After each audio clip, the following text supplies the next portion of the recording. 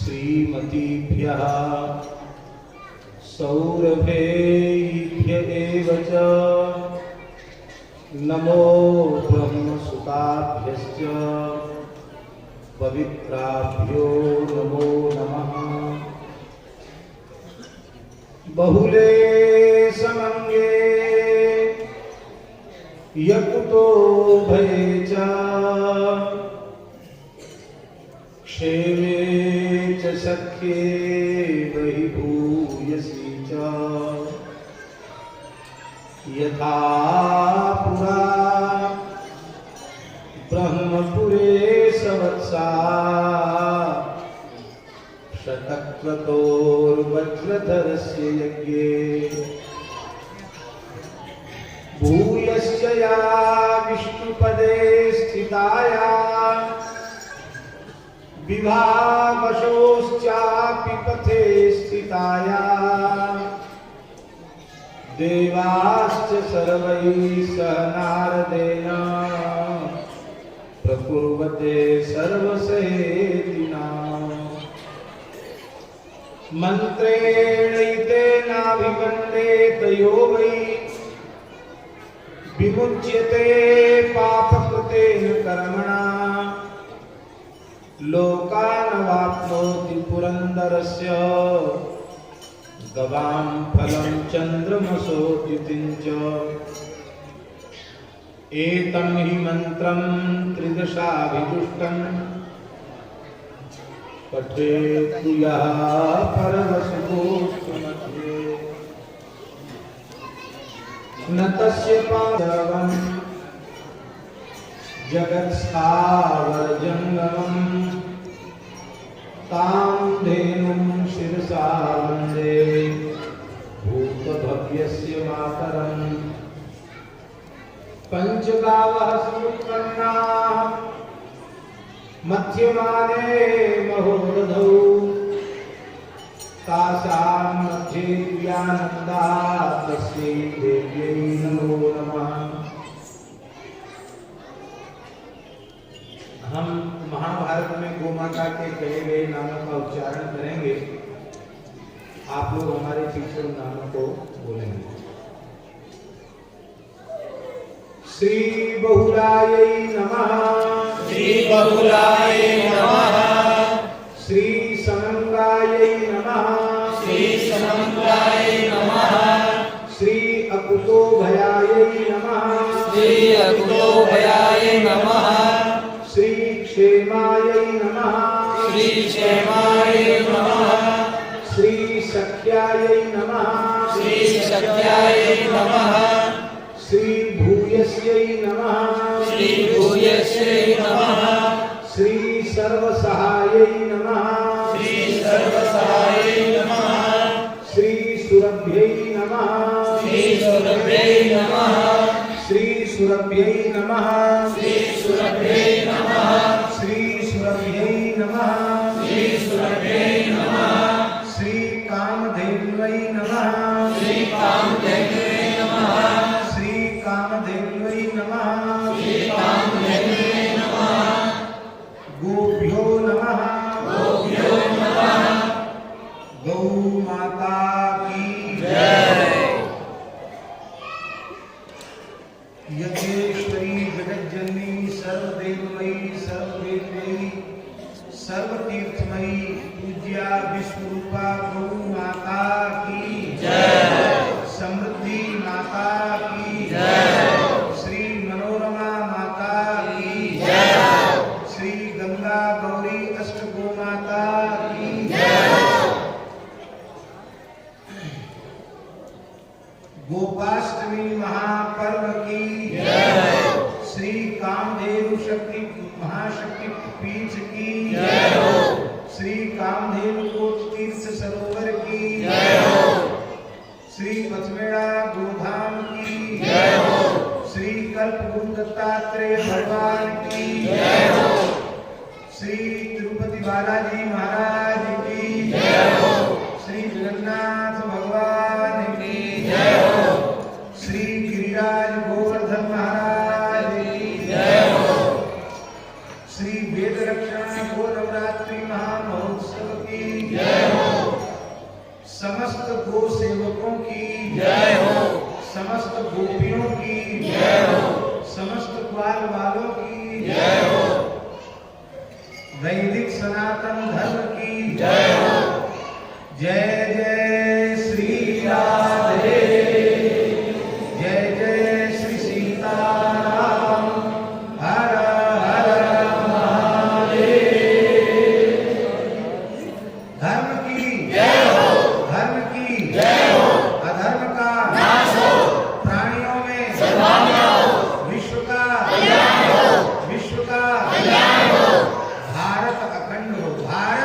अखंड हो, भारत अखंड हो, भारत अखंड हो, वैदिक सनातन धर्म की जय हो, वैदिक सनातन धर्म की जय हो, हम कहेंगे गोवंश की, आप लोग कहेंगे रक्षा हो। गोवंश की रक्षा हो, गोवंश की रक्षा हो, गोवंश की रक्षा हो, हम कहेंगे गोवंश, आप लोग कहेंगे सुखी हो।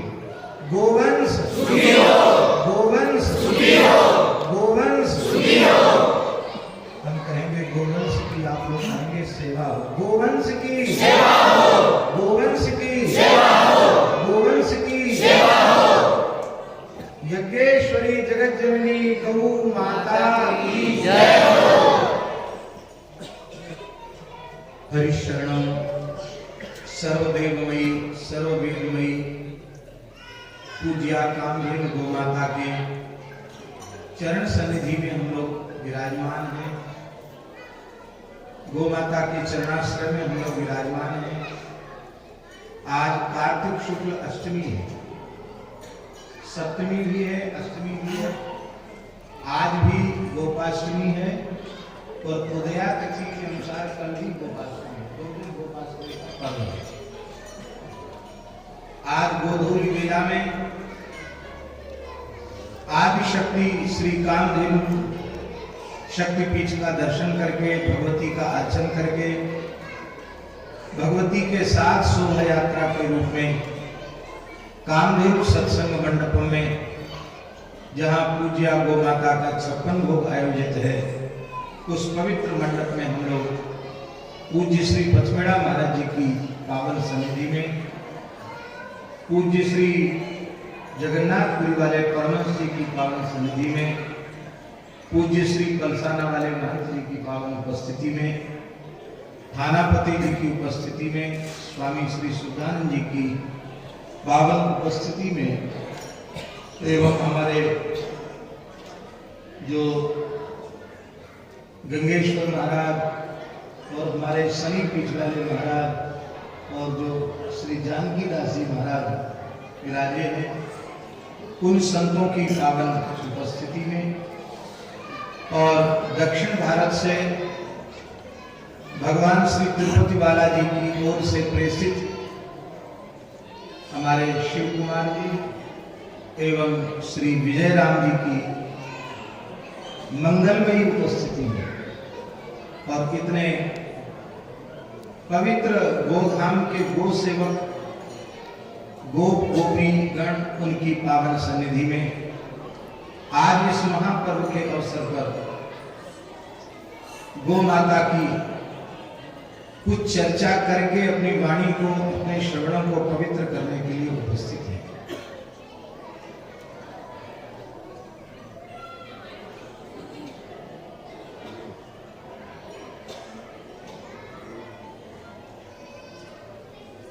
वेद साक्षात भगवान का स्वरूप है। वेदो नारायण साक्षात स्वयंभूरिति सुश्रुम। वेद साक्षात नारायण का स्वरूप है और जो वेद में नहीं है वह इतिहास और पुराण में भी नहीं है। जो वेद में नहीं है वह स्मृतियों में नहीं है और जो ग्रंथ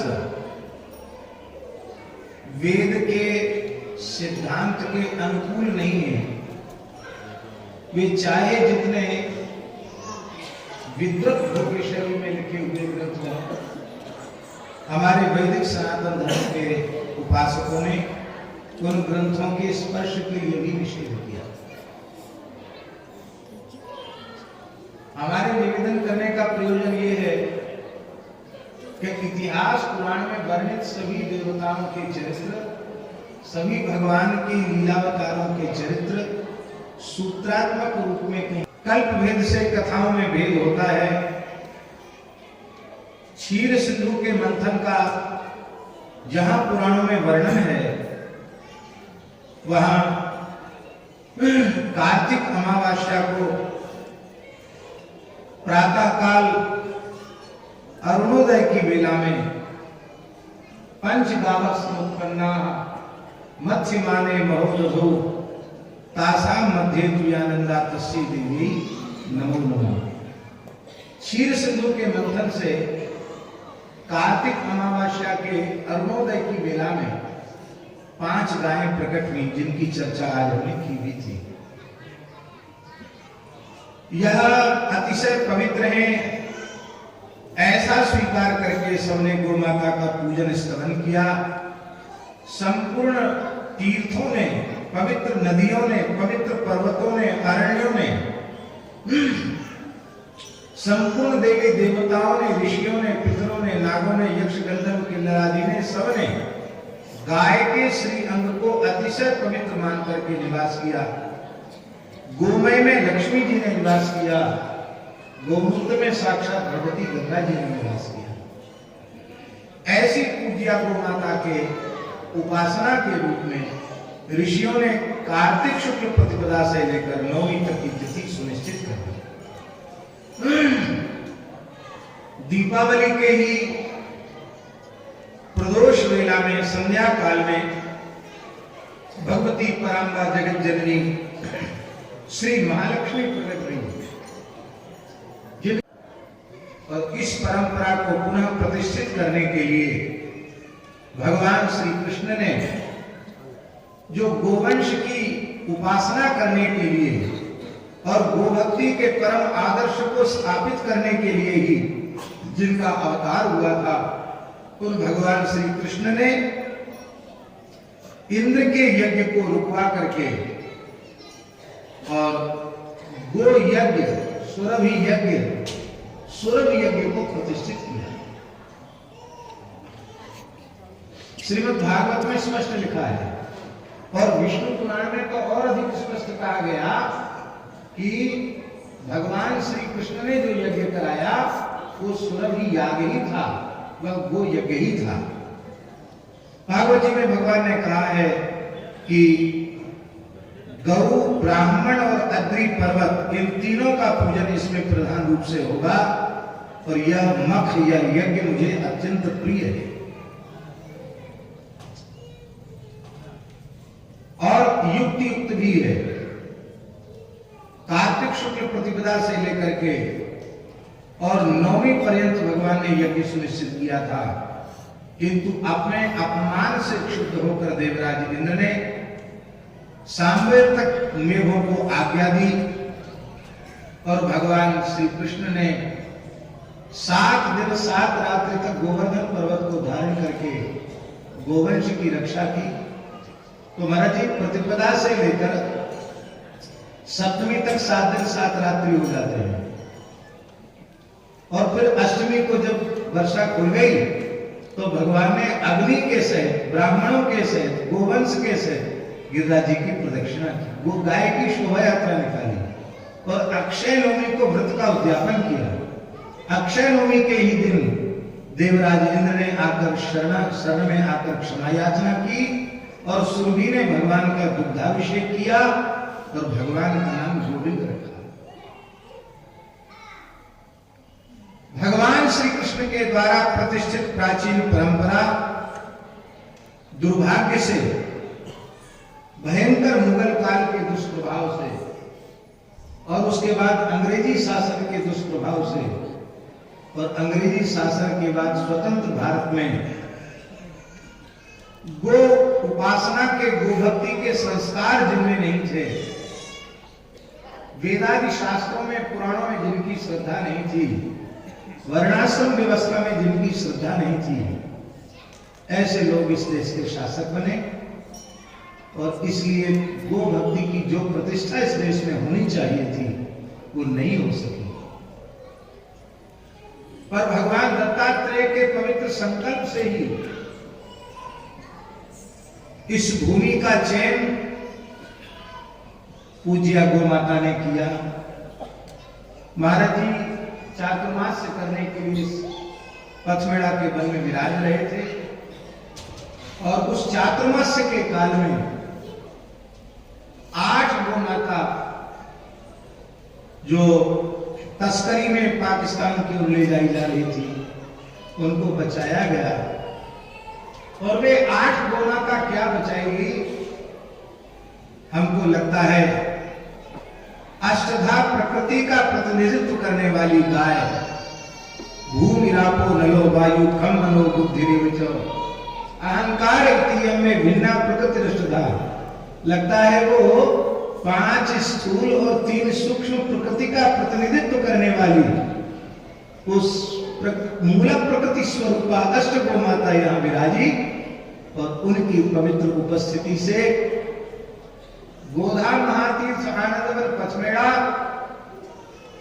संपूर्ण आस्तिक जगत में गो उपासना की क्रांति के जागरण का केंद्र बना।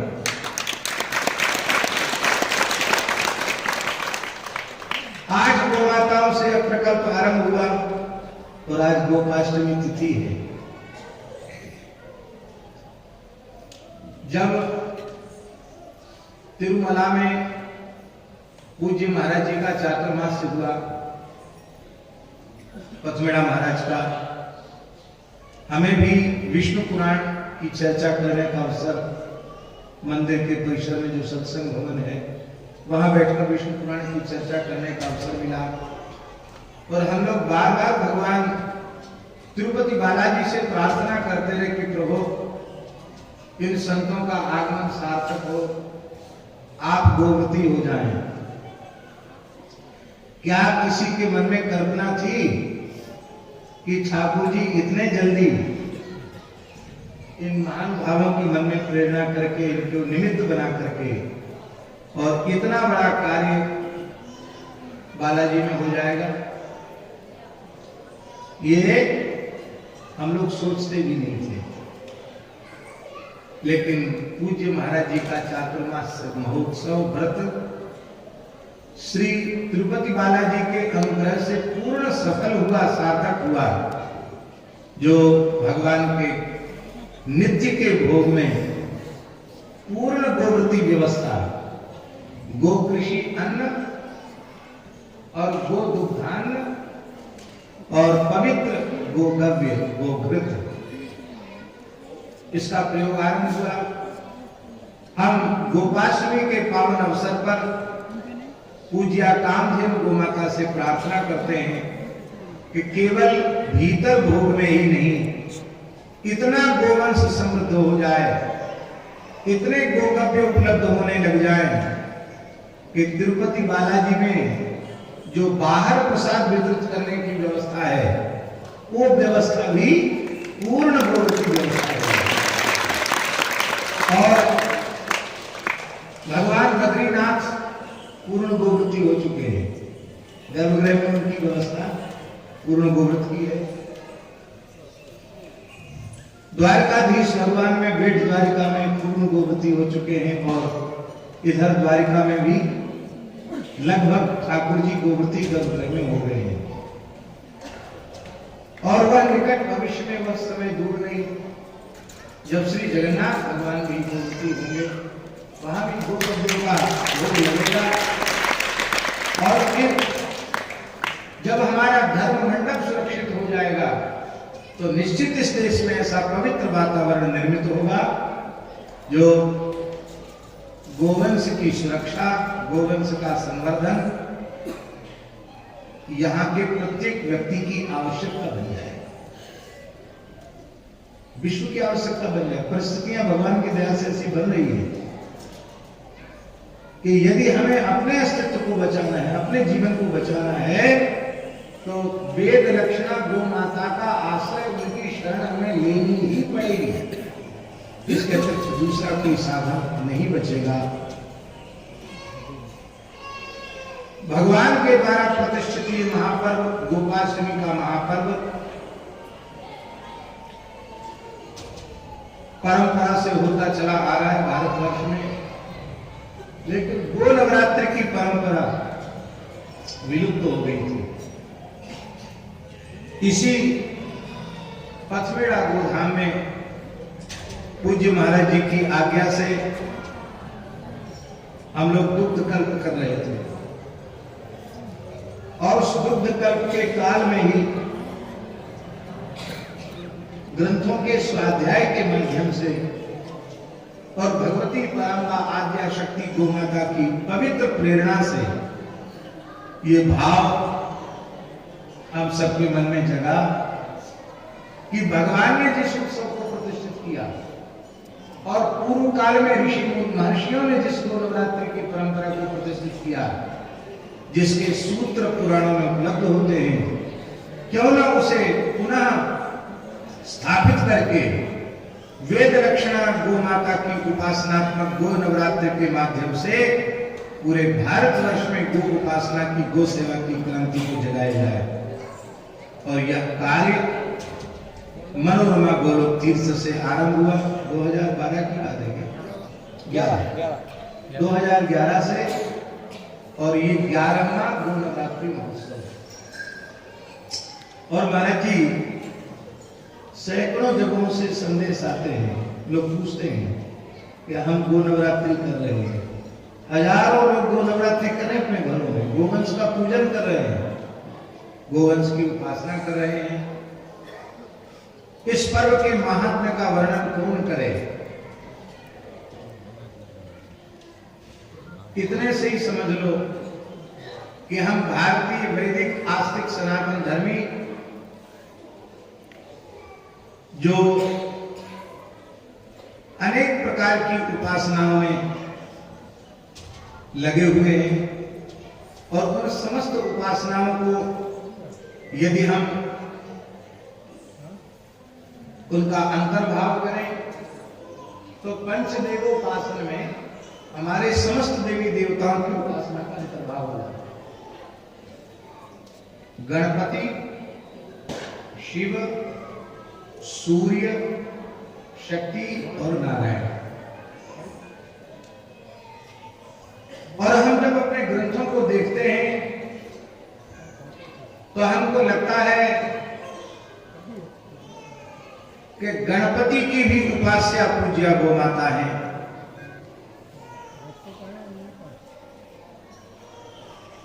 शिव की ही उपास्या पूज्या गौ माता है, शक्ति की भी उपास्या पूज्या गौ माता है, सूर्य की भी उपास्या पूज्या गौ माता है, और भगवान नारायण की तो उपास्या आराध्या गौ माता है ही। इसलिए हम निवेदन करें तो हमारे सनातन धर्म की आर्ष विचारधारा के अनुरूप गाय आराध्या नहीं है, गाय उपास्या नहीं है। गाय तो आराध्य की आराध्या होने से अति आराध्य है।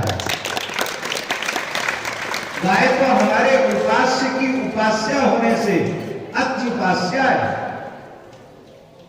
और जब तक इस रूप में गोवंश को हम अपने अंतःकरण में प्रतिष्ठित नहीं करेंगे, तब तक हमारे जीवन का किया गया व्रत, यज्ञ, दान, तप, जप, स्वाध्याय आदि जितने पवित्र वैदिक साधन हैं, तब तक वे सफल होने वाले नहीं हैं, सार्थक होने वाले नहीं हैं।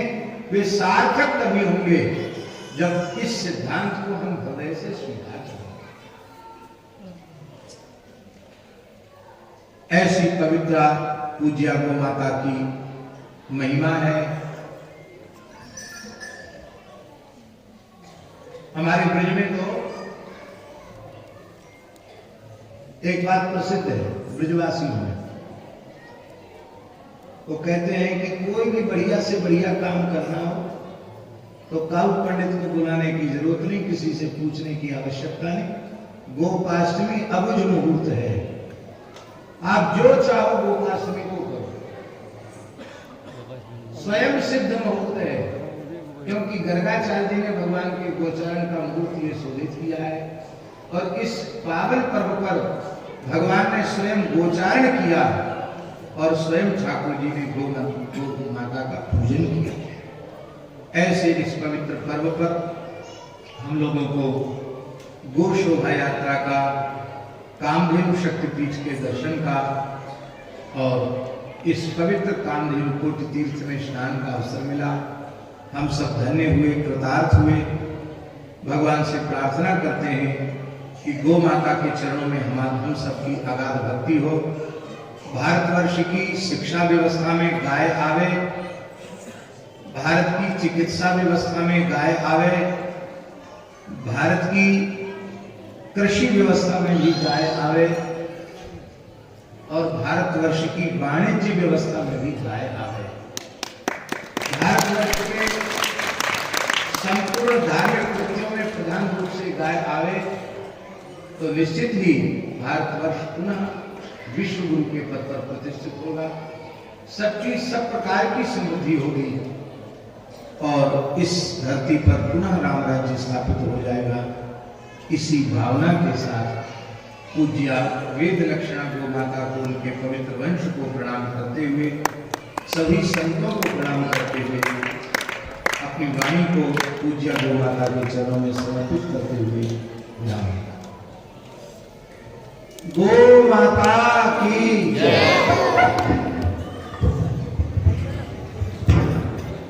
जय गो माता, जय गोपाल। पूज्य महाराज श्री का आशीर्वाद और मार्गदर्शन सबको प्राप्त हुआ। अब सभी अपने अपने स्थान पर खड़े हो जाओ। संत भगवान आरती करेंगे, आरती का सब लाभ लो। आरती के पश्चात प्रार्थना होगी। ये 56 भोग है, इनमें से संतों के हाथ से गौ माता को अभी 56 भोग पधराएंगे। गौ माता के आगे जो पात्र है उनमें जो गौ माता पाती है वो पधराना है। हल्के वाले सब्जी पधरानी शुरू करो थोड़ी थोड़ी संतों के हाथ से। पर है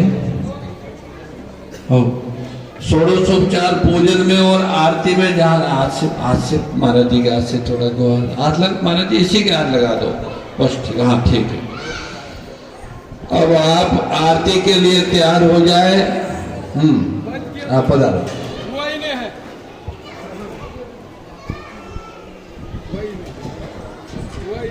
आरती प्रारंभ होगी। आप सभी पहले पूजन करेंगे संत और 56 भोग गौ माता को पधराएंगे। उसके पश्चात आरती होगी। आरती के बाद प्रार्थना होगी। प्रार्थना के बाद इसी स्थान पर सबको प्रसाद ग्रहण करना है, इसलिए सभी शांति पूर्वक गौ माता के पूजन, आरती, प्रार्थना का दर्शन लाभ लें। गोपाष्टमी के दिन हम सबको गौ माता की आरती में प्रत्यक्ष उपस्थित होने का अवसर मिला। भगवान की ये मंगलमय कृपा है। पूज्य मलुक पीठाधीश्वर जी महाराज जी को मुख्य आरती में ले जाइएगा, पधारो। और परमहंस जी महाराज, मलुक पीठाधीश्वर जी महाराज और महापुरुषों को आरती के लिए नंद रामदास जी मुख्य आरती में वहाँ संतों को उपस्थित कीजिए और जो आरती का प्रसारण करते हैं वो भी वहाँ निकट जाके प्रसारण प्रारंभ करें।